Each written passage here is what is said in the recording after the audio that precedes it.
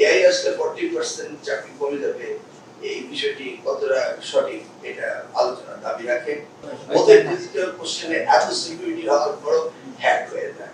আশা করি এটা হবে। ওই যে 1980 যে অ্যাক্ট আমরা পরিবর্তন করেছি, সেখানে প্রশ্নপত্র যেখান থেকে লিখে হোক না কেন তারাই শাস্তিযোগ্য অপরাধে দণ্ডিত হবে। দেখুন, আমি যখন 80 দশকে কম্পিউটারের বিষয়ে লেখাপড়া করতাম যুক্তরাষ্ট্রে, তখন শুনেছিলাম যে কম্পিউটার ইনোভেশন আসলে পরে চাকরিচ্যুত হবে অনেকে।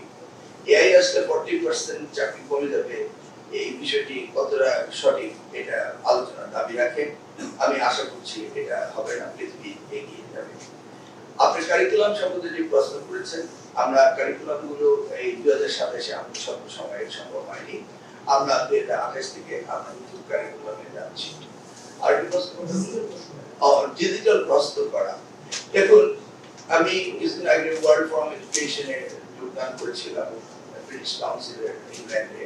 সেখানে আমরা শুনছি তাদের প্রশ্নপত্র ডিজিটাল হওয়ার পরে সেটা হ্যাকিং হয়ে যায়।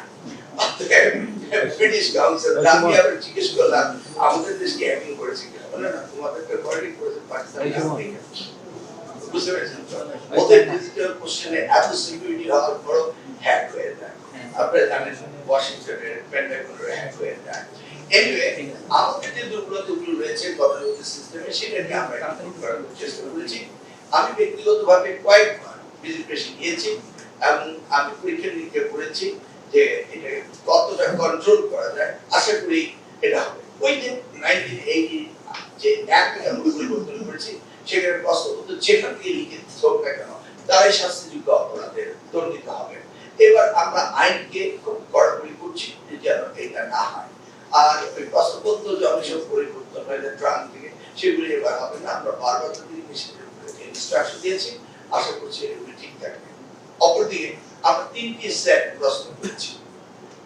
উই আর রেডি যে কোনো দুর্যোগ মোকাবেলা করা, অর্থাৎ এই যে অসফলতা আশা করছি হবে না, কারণ কঠিন আইন এবার হয়েছে সবসময় এবং আইনগতভাবে আমরা ব্যবস্থা নিতেই হবে।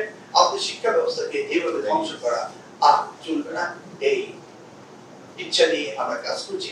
মাননীয় প্রধানমন্ত্রী সেই ব্যাপারে ওনার তত্ত্ব প্রকাশ করেছেন যে এডুকেশনকে কখনো রিল্যাক্টেন্টলি দেখা যাবে